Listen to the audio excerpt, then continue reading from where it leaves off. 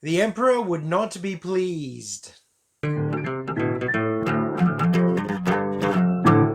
Ultramarines. Directed by Martin Pick and released in February of 2011 or sometime in 2010, depending which website you go to. The voice actors for this movie are Terence Stamp, Sean Pertwee, John Hurt, Steve Waddington, Donald Sumter, Johnny Harris, Ben Bishop, and Gary Martin. Has a budget of $8.9 million with no actual release, as in not released in cinemas, just direct to DVD and Blu-ray. And its worldwide total as of this moment comes in at $257,000. Yeah. That gives this movie a loss of $8.6 million. It made less than 4% of its invested value. That is a terribly low return. For a company so obsessed with its profit margin like Games Workshop is, this is a disaster. We'll begin this autopsy by looking at the characters. You've got Cerberus, Karnak, Proteus, Veranor, Hypax, Pythol, Crastor, and then some other NPC background characters that I really can't remember. They're all pretty much the same. They're all very generic. I'll touch on the 3 ones that actually had character. Captain Cerberus. I couldn't tell if he was incredibly battle-wise or just a bit foolish and headstrong. He was either keeping secrets for the safety of his men, or foolhardy and just, I don't know, oblivious to danger, or had a death wish, or just didn't care. I have no idea. I mean, he was voiced by Terence Stamp, so he sounded great. That's about it. Honestly, look, I got nothing else. Next up's the Apothecary. I think his name was Pythol, sorry. Pretty much the only Marine in the squad that understands the concept of caution, being careful, checking your surroundings, listening to others. Until out of character, he doesn't and just writes off a warning or an alert like everyone else does. Okay, time. Look, if you're a fan of 40k, and so far I've described a captain and apothecary in a way that is very uncommon for 40k, who doesn't seem to match up with what you know of the universe, you're right, and I'll get to that later on. I'm going to have a whole little section on what they got wrong with the lore. Bear with me. And then you have Proteus, the protagonist, the character you're meant to connect to and follow the story along with. He's eager, he's young, he's rash, he wants glory, he wants war, he wants to win. And then he gets real cautious, then he gets careful, gets a little spooked, and starts to get sensible. And immediately derided and ignored by the rest of his squad, including his captain and the apothecary. What? He ends up turning into a pretty savvy leader, capable, insightful, thoughtful, and, sadly, forgettable. Brother Nidon, who they rescue from the planet, he's there. He's not okay. He's very clearly not okay, but he's also not interesting. Got the chaplain, who also appears to be a tired, worn-out old zealot. All the officers in this movie are worn out and done. Don't know what's going on there. Then you got the rest of them, who all end up being pretty generic, and I lost track of who was who about halfway through the movie. Okay, so characters. Honestly, I've got not much to work with here, because they gave us nothing to work with here. These were the lukewarm porridge of characters. They really were. End of the day, I didn't care about any of them. Like, not a single one of these characters meant a thing to me. Even the ones that survived, like, alright, you could have been anyone. Any of these characters could have been interchanged with anyone else, and it wouldn't have mattered a bit to the story. Characters get a 2. 2 with a bullet. Story. Yeah. Okay, so it felt like a short story or a novella turned into a feature film. There's really nothing to this. Meet a bunch of fresh heroes. They deploy to a planet to go and investigate a thing. They walk very slowly through the terrain. They get to the location. There's an ambush. There's a rescue. They retreat for extraction. There's another ambush. There's a fight. They extract. They're betrayed. They fight again. And we're done. I could leave the story component right here. And really, that's about it. It really is a basic war story by the numbers. Walking across the wasteland, that did build up some suspense, I suppose. And you did get to feel how the squad operates. Crossing the bridge was fun to watch. That was an interesting situation for them to be in. I do have to admit that going back and getting all these screen grabs and re-looking at the film just to get the pictures, the action is kind of cool. The imagery is very cool. It's a lot of fun on a very shallow, combat orientated basis. It's just disappointing that the rest of the movie was just so poorly put together.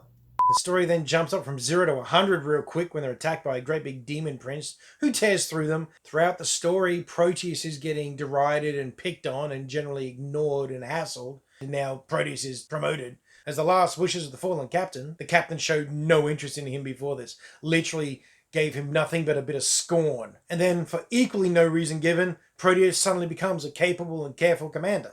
Okay, time, a lore rant here. Seriously, Space Marine captains, they're hundreds, if not thousands of years old. They are veterans, masters of their craft, incredible war machines by themselves. They know everything there is to know about the enemy, battle, tactics, strategy. This guy is ambushed and beaten down like a chump.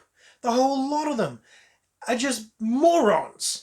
Anyway, yeah, they get the relic, they get the thing, they rescue two people who are shifty as. That was a little interesting. They did make that a tad interesting with everyone being suspicious of these two shifty Marines they've rescued who they suspect as falling into chaos. One of which being a chaplain, which again doesn't make any sense. Sorry. Anyway, they proceed to extraction point, have a fairly pointless last stand where the enemy, the Black Legion, Chaos Marines, charge at them in droves and die in droves, and then they get rescued back on the ship. You know, there is a traitor revealed as the demon, the big chaos demon thing is possessed one of the Marines. Fight, stab, victory, yay, I don't care. Story lost me around about the halfway mark, and it just didn't pick me up again. There are so many excellent 40k stories, many of them having Marines at the center. And they couldn't have chosen one of those to adapt? They couldn't have, chosen part of one of those to adapt? But there's not much point in dragging this out any further. Look, story gets a 2.5. It would have just been a 2, but the 0.5 comes in because they made some effort to build tension. They made some effort to develop this story at least a bit. Look and feel. We'll break this into two parts. The good stuff and the bad stuff. Starting with the good stuff. It looked very 40k. It was your grimdark, it was grimy, it was dirty, it was gothic, it was violent. It had all of your iconography right for the Chaos guys and for the Space Marines. It really did feel like, in many ways, a tabletop game. It's standard 40k for most of it, with the Vox chat and the background chatter, quite often from command or the pilots or hangar bay instructions. That made it feel a bit more real, a little bit more alive in there. That was kind of cool. The design of the armor and the weapons and the general war gear, that looked right, that looked accurate. The music. The music worked. That's another thing. The music complemented everything. It never pulled you out of the movie. It kind of disappeared in the background a little bit during the fights, but then again, you got very loud guns going off, so that's not entirely surprising. As for the bad things, how about everything else? The animation was distractingly poorly done. Facial animations in particular, they didn't blink enough. The mouths didn't move enough to have all the words come out properly. The way they looked around and just the way their head was animated at all just looked odd. Every now and then they didn't feel like they had any weight to them. They're just hopping around, bouncing along on this moon. Next moment, they're making big chonk and clonky noises as they march down steps. And they looked like they were full of weight and momentum. Almost looked like different departments were doing different scenes and no one was comparing notes. The lighting was, it's 40k lighting. It's dark and harshly lit. Or it's top-down lighting. Or it's reflections from weapons fire or something. And, that's not so bad, except the models weren't that great, and so everyone kind of looked like half-melted plasticine. One dude looked like a raisin. He looked like a sultana, running around with a gun. It wasn't good. These were meant to be new, fresh Marines. These guys look roughed up.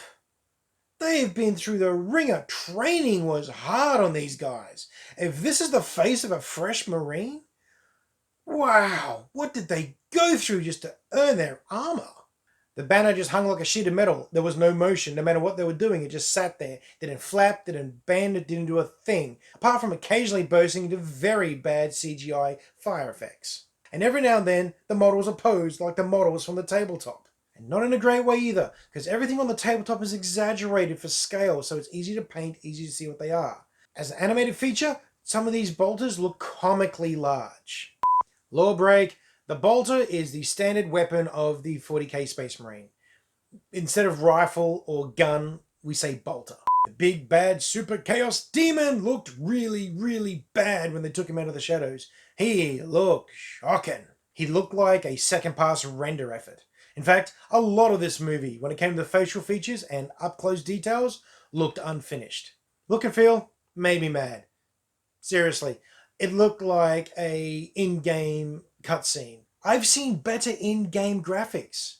You take this movie and compare it to the Space Marine computer game that came out a while ago? No contest. The game looks better. The game movies look better than this actual production movie. What is going on with that? I don't know what else to say without repeating myself. It just, nah. Now, look and feel gets a 2. Script and dialogue, much like everything else, it has a lot to be desired. The good part is it does reflect a lot of the 40k universe. The way the Marines behave back on the ship, the way that they take their rights seriously, the way that they take their duties seriously, their honor, the glory, the way that they treat their war gear. Most of this is quite accurate in that respect. Quite often the emotion that the voice actors are putting into their roles, and they seem to have actually done as best they can with what they had to work with, that emotion was not backed up by the animation of the character. So that was quite distracting. When someone's saying something kind of dramatic and the very wooden Space Marine is looking like he's ordering lunch. Yes, I would have a bowl of boring, please, with a side order of apathy. Now, the back and forth amongst the squad as they're marching across this empty and largely boring wasteland, it's normally, this is when you build up the characters, then we build up the rapport amongst the squad, you get a feel for who's who. What I got a feel for was I don't know who anyone is because they're all sound the same over their Vox helmets. And the fact that this squad lacks unity and lacks purpose and lacks any sort of cohesion or discipline when it comes to giving each other a hard time. Honestly, these did not sound like Marines. These sounded like the Imperial Guard having a chat on the front line. The apothecary gets the only almost funny line in the movie. Yay him. They wrote the captain as a bit of an arrogant clown, a bit of a, I'll do it my way, I'm wise, just follow me. And as someone who's been involved in the 40k lore for a long time, that sort of attitude in this sort of universe makes you dead very quick. Assumptions, ignorance, you're dead, and you're dead fast, and so is everyone around you. Overall, I feel like the script and dialogue would have been better suited for a different sort of movie, or failing that, the same universe but different faction, not Marines. There's a certain way Marines sound, act, and behave. As it stands, I'll be giving the script and dialogue a 2.5. Higher than you're expecting, probably.